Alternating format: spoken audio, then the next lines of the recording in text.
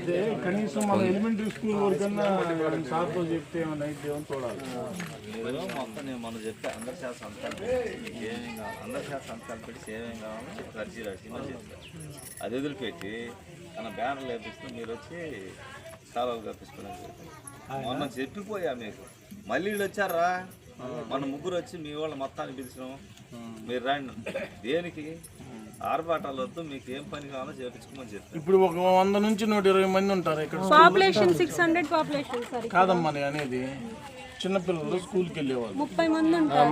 బయటికి వెళ్ళే వాళ్ళేం పెద్దోళ్ళు ఒక 50 దాకా ఉంటారు. ఒక 25 మంది ఉంటారా పెద్ద పిల్లలు. చిన్న పిల్లలు అయితే మాత్రం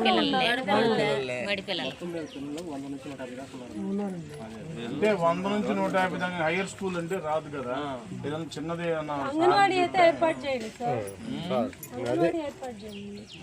అంగన్వాడీ అంటే చిన్న పిల్లలు ఉన్నారు కదా, చాలా మంది గర్భిణీ స్త్రీలు ఉన్నారు.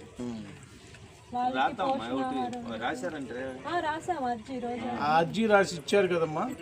సార్ వచ్చినాడు కూర్చొని మాట్లాడి దాన్ని అది కూడా అంగన్వాడీ కూడా మనం పైకి పంపించాలంట. ఇక్కడ నుంచి అక్కడ నుంచి కలెక్టర్ ఆఫీస్కి పోవాలంట. అది ఒకటి రాస్తామమ్మా. నెక్స్ట్ ఇంకేమేమి చెప్తున్నారు మీరు?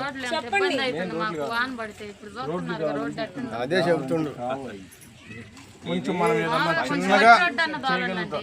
ఫస్ట్ మనం ఏం చేసుకోవాలంటే పంచాయతీలు చేరాలా, ఈ జానపడి పంచాయతీలో చేరితే మేము ఏదోటి తిప్పలు పడేవాళ్ళం. చిన్న మాట చెప్పమంటావా? ఫస్ట్ మీరు మనకి దాదాపుగా